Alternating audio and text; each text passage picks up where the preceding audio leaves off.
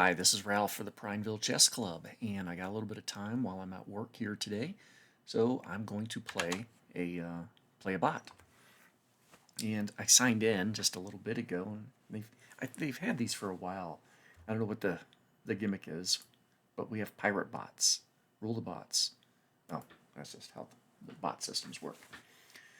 So, yeah, this guy here, William Davies Evans. I don't know if that's a real pirate or whatnot.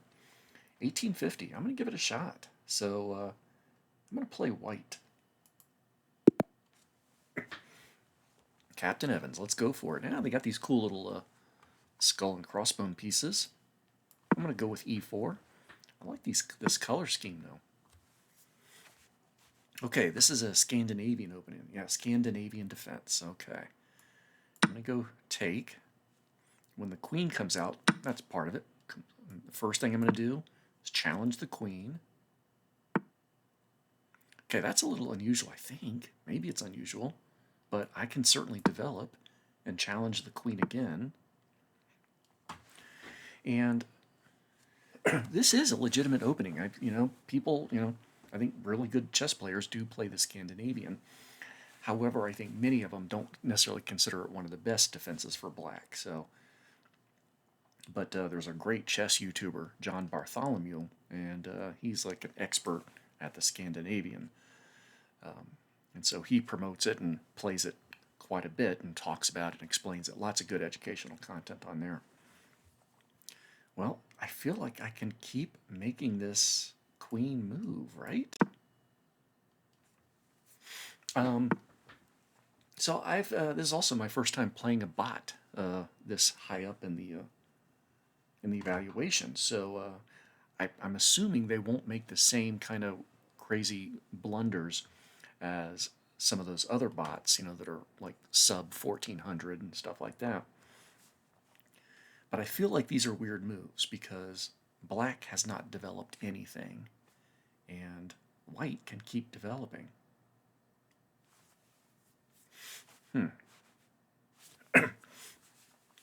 Now, black is threatening this pawn here, but I am not worried about that at all because if black were to take this pawn, I could move my bishop with check, and black's queen would be undefended, and I'd be able to take that queen. Because when I check with his bishop, the best that black could do would be to block the check or move away from the check. There's a couple ways to block the check, of course. But then I'd be able to take the queen. Actually, no, even if they blocked with a knight, I guess I should use different colors. Yeah, so queen takes, bishop checks, knight blocks, my queen could still take. Their knight would be pinned, so they couldn't even take my queen back. So I don't know if I can encourage that or not. Sure would be cool. I'm going to go ahead and develop my knight. Now I could see them pinning me. If they don't, they go for a check. I'm going to block with my bishop and develop it. Yeah, when you spot some of these cool tactical moves, it doesn't mean your opponent's always going to fall for them, but it's good to be aware of them because that's a skill you want to practice. You want to, build up your vision of, hey, there is a potential tactic here. So if that player does move there, I can respond like this. Okay, I'm going to go ahead and castle. All right, they're going after some pieces.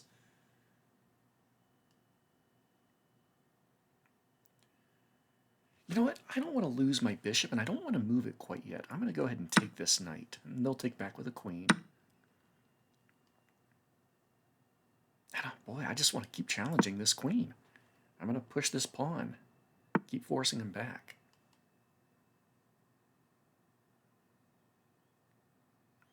All right. Do we develop more? Do we push more? Let's get the rook lined up.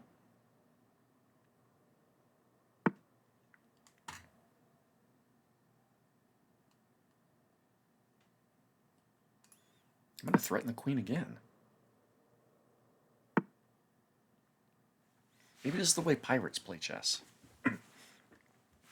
But yeah, if you look over, I think you can see this on our, yeah. All of black's moves. We got 1, 2, 3, 4, 5, 6, 7, 8. Out of 12 moves, black has made 8 queen moves. That's insane. Okay, checks, captures, and threats. I do have a check here, but I don't think it really does too much. Well, if they were to block with their knight, I would take that knight for sure, and then they would take back with a pawn, and I could take the pawn with check, so I would be up a pawn in that situation. But just because I may want my opponent to block with their knight doesn't mean they have to or will.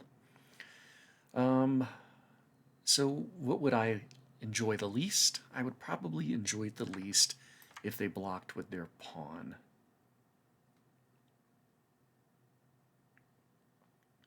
So I think that check is going to be anticlimactic.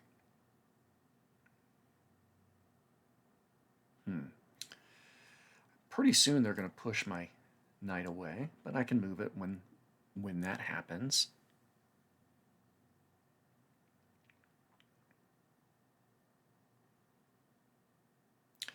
Yeah, I'm not sure where I want to go here. Obviously get my queen out somewhere, though. Seems pretty reasonable.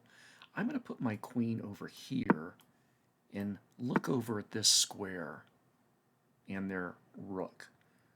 I was thinking that way their bishop wouldn't be able to move anytime soon.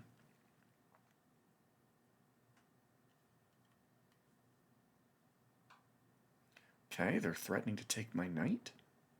Do I care? I don't know if I care. That's going to open up this file, this D file, if I take back with my pawn.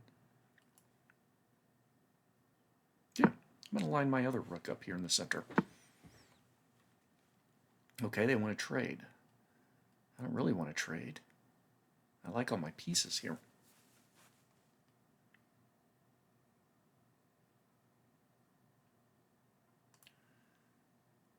I'm going to move my queen over, add double protection to my knight.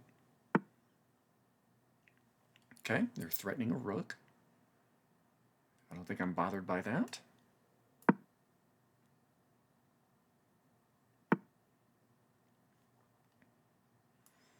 Actually, let's start to push over here on the queen side.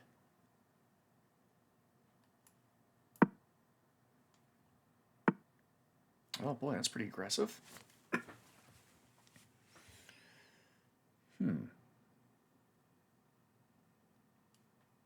Well, I don't want them to push their pawn again, but I also can't push myself because they've got 2 guards. They've got 2 attackers on that square, queen and bishop.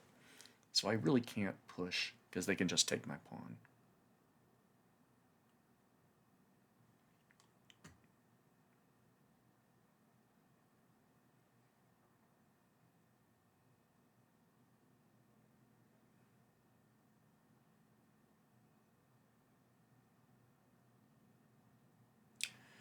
Well, as much as I do like my knight there, I'm thinking about taking their knight.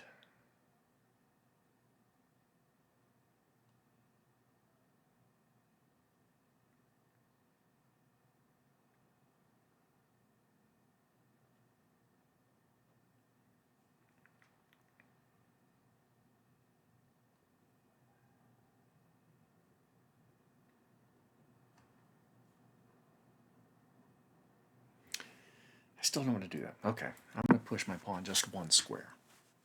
Okay, kind of expecting that.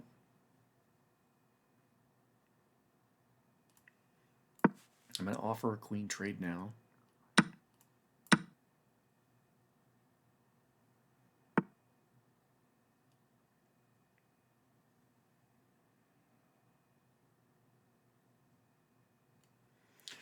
All right, they've got 2 attackers over here. Bishop and pawn. I've got 1 defender.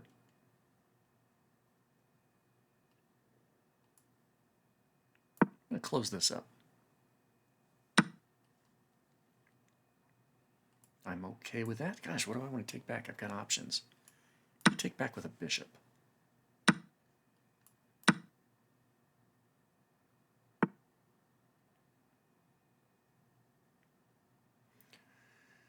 Boy, they really want to trade a lot of pieces. All right. But I don't want to yet. I'm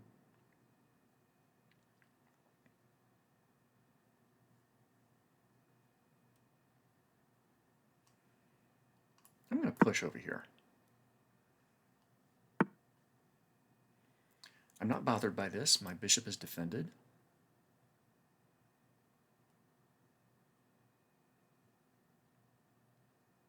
However, instead of taking, what if I push?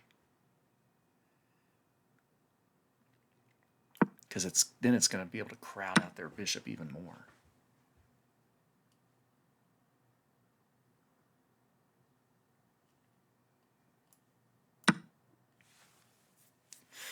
Okay, I think this is pretty good. Can't say I'm a huge fan of that, but yeah, I'll protect this way.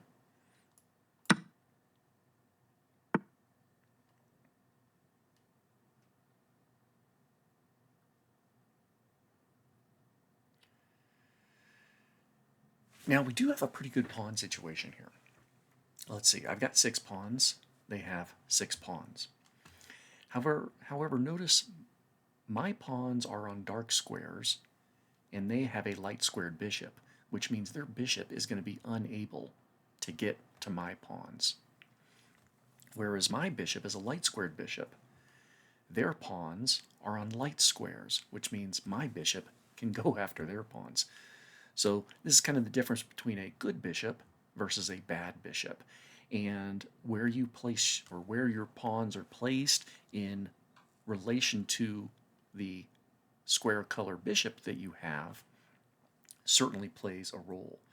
The only pieces that can go after my pawns are obviously their pawns if they start to make a push, their rook, and so forth. I get the impression they want to bring their rook over here.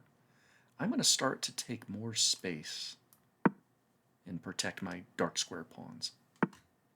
Okay, here we go.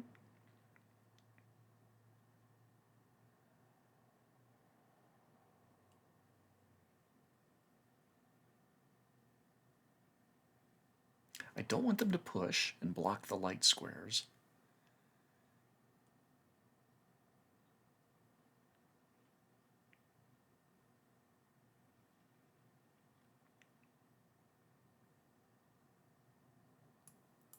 Okay, so I'll take.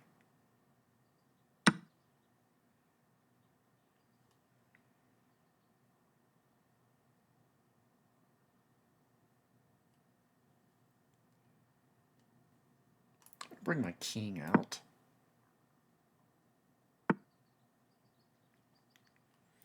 Okay, that's a good move. Yeah, this dark square pawn is undefended.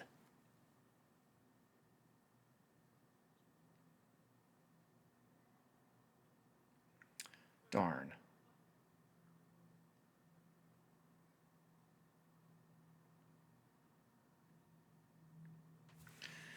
I think I'm going to lose that pawn, and that pawn was kind of important to me.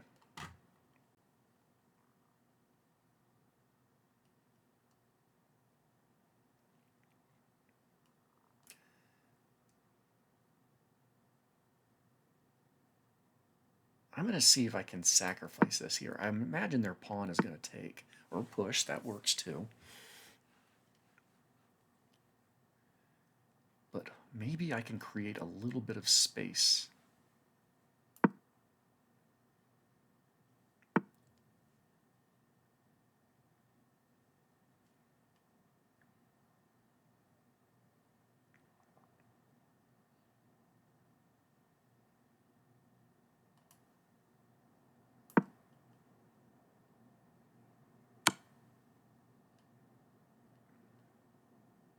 Okay, I think I'm okay with that. Well, they can fork. By putting their rook right here, they'll be able to go after my pawn and bishop.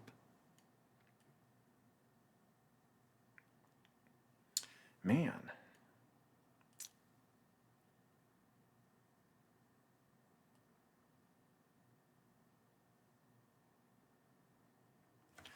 what to do. I really need to get my rook into the game. The good thing about, their rook is on my side of the board, behind my pawns, which is a great place for their rook to be.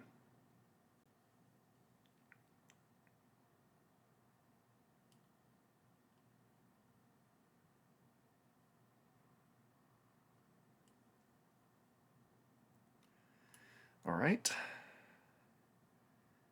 Let's see if I can get my bishop around. Of course, now I'm in check.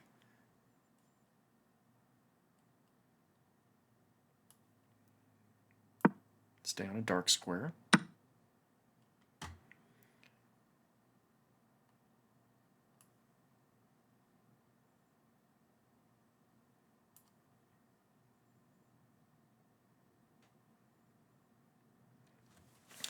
And their king is holding on to all of these squares where I might want my rook to get to.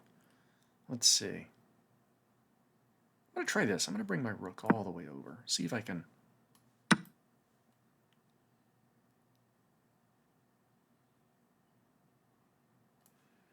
start to finally go after some of their pawns.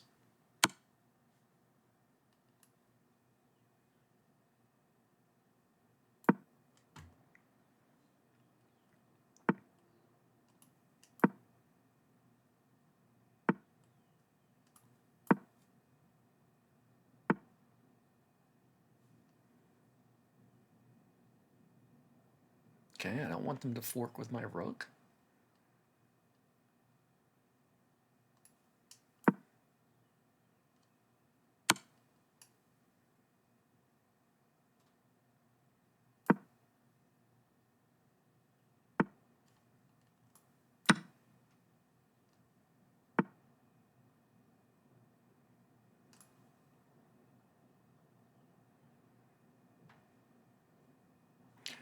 Ooh, actually this bishop is pinned.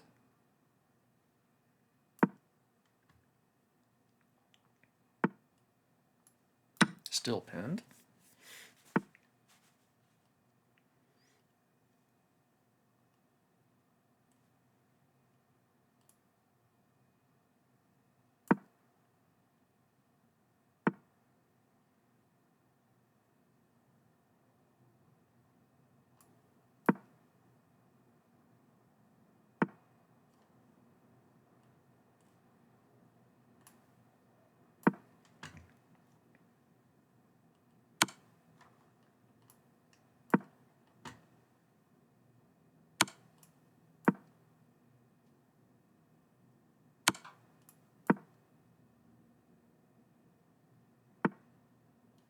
Okay, finally I can grab this.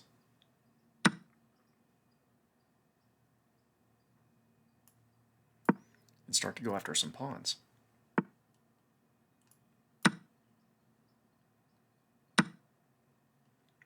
All right, I think I'm okay with that.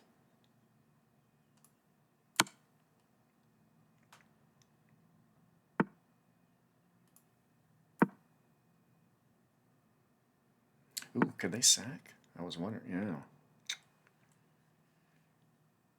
Let me go after this pawn.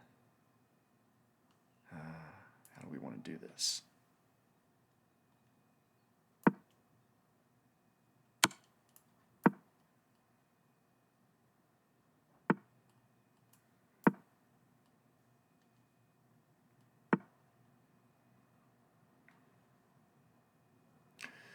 Okay. This is going to be a tough one. But I'm going to sack my rook,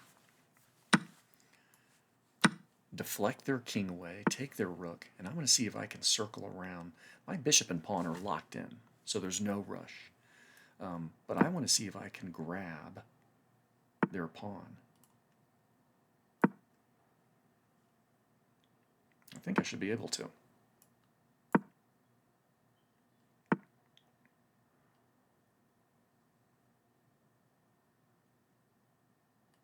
In fact, I'm going to bring my bishop up here and have my king go this way as opposed to going around that backside. This is also going to give my king control of the promotion squares. All right, their king cannot progress further here, so I'm just going to move my bishop all the way up here, guarding all of these squares. Now I can bring my king up, and I should have no problem promoting to a queen.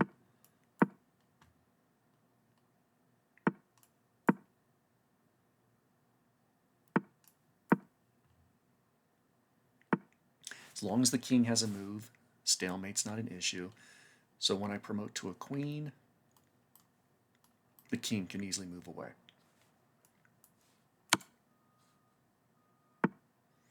Okay, now we just need to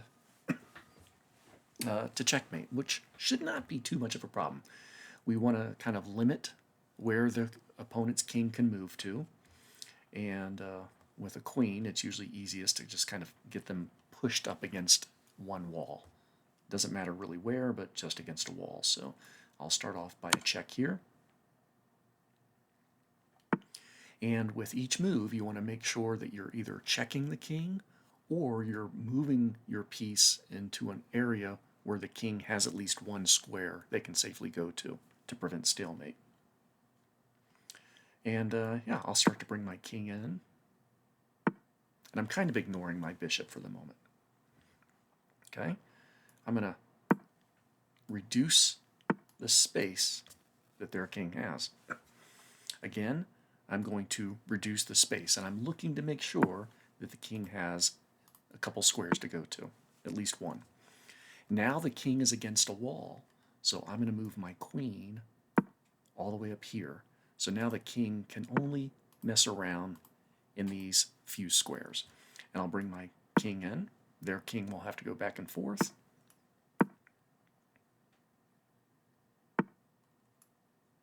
And I'll go here. Their king has to go there. And then I can checkmate. Awesome. All right, that was a little bit tense. So let's see. I'm going to hit the game review button.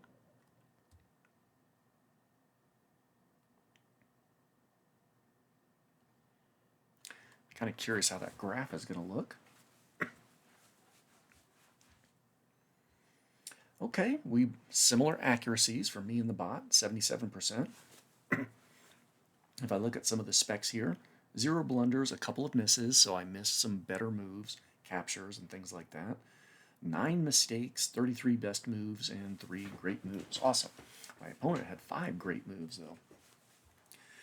And clearly, my bot opponent did blunder, which gave me an advantage. You can even see in this chart here, I'm white, so started off with a strong lead. Remember, my opponent was making a lot of crazy, weird queen moves at the beginning of the game, so that's really why I had the advantage. It wasn't any particular skill on my part, but my opponent wasn't developing, wasn't taking control of the center, so whenever we got a chance, we would take control of the center.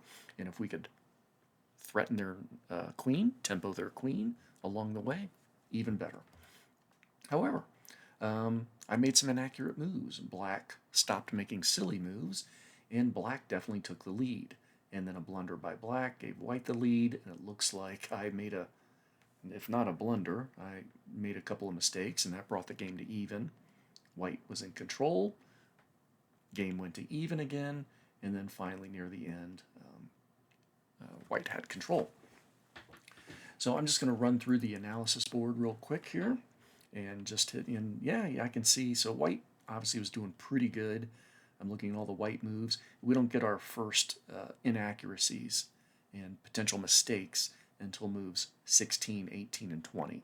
So our tactic in the beginning of the game of just challenging their queen and developing our pieces, getting central control was the way to go.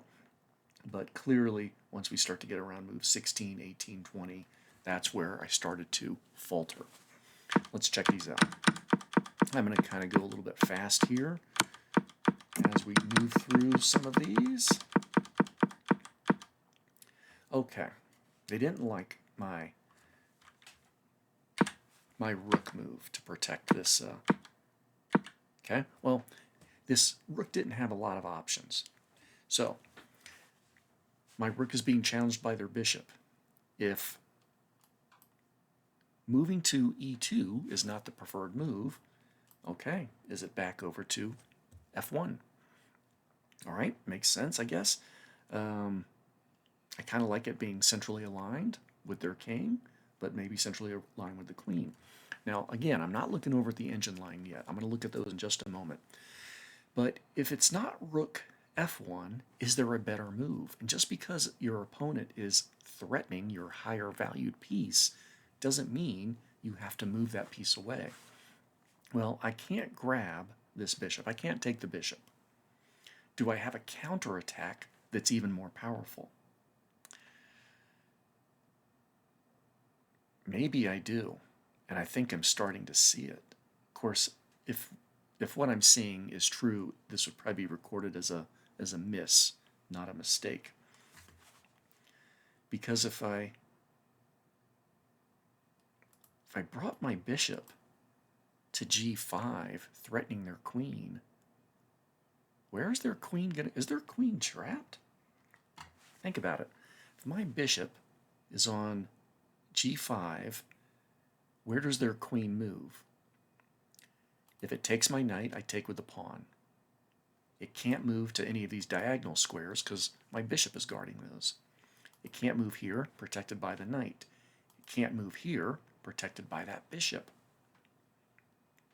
It can't take my bishop because that's protected by my queen. It can't move forward because I've got a bishop there. It can't move forward because I've got a bishop and queen there. And of course, no need for it to move forward there. That's trapping the queen.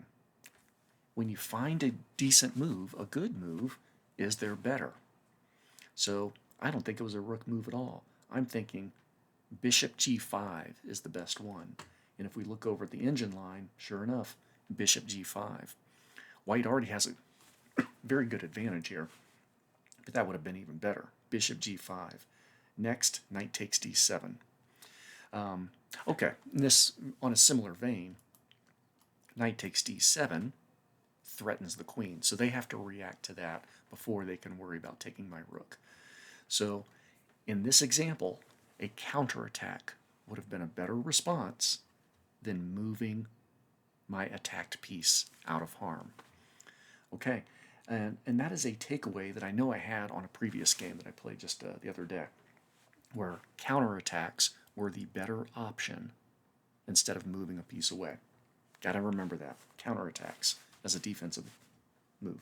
Okay, that was a really good takeaway. So I'm hesitant to kind of go too much further because I really do like when we get a concrete idea from a game, even if it's with a bot, a concrete learning opportunity, which, yes, it makes sense, we can see it, and we're looking at the board as part of our analysis, and we're finding these better moves without the engine telling us what the better move is. Sure, we're confirming our information, but we're not just looking at to see what the answer is. And that's the problem sometimes when you let the analysis bots tell you, oh, you should have done this right away, with an arrow or something like that. But yeah, just don't look at those engine lines. You can turn them off completely, but it's pretty easy to kind of train yourself just to not glance over at them while you're looking through. And yeah, look for those good top candidate moves. I'm going to move through. I'm going to see like a more obvious. Now that's a mistake there, where I moved my queen. I was just doing a queen trade. Not a good way to go. I could have done this queen trade in a couple of ways.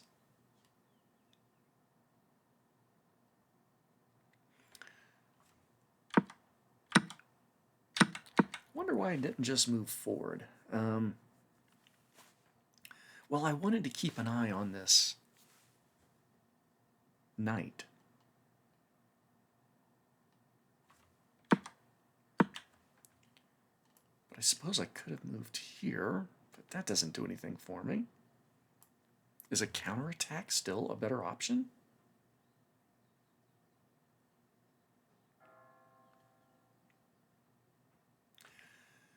Potentially. Knight takes, threatening their queen. they can take my queen, but then I can take their queen with check. So they have to respond. And then take and take. Knight takes d7. Let's look over here. Knight takes d7 is a good move, but it's not the top engine move. Queen g4 or queen h2. So queen let's get rid of those arrows. Queen g4 or queen h2. Gosh, you know what? I didn't voice this when I did this. When I moved this pawn one piece forward, part of my intention was to give us an escape square for that queen.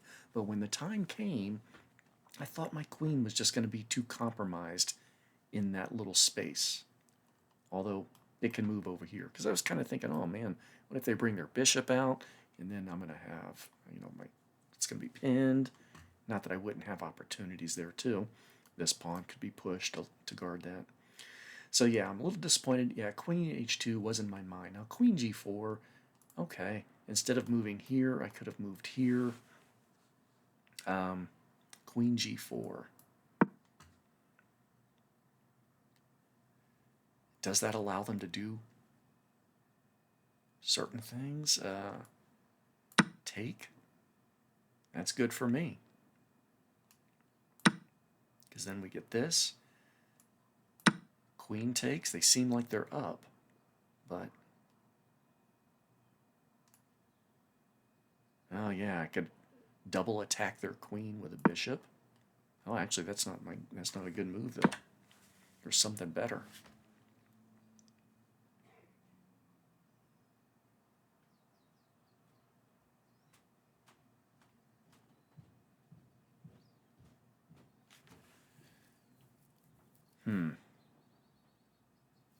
Look at the engine line here.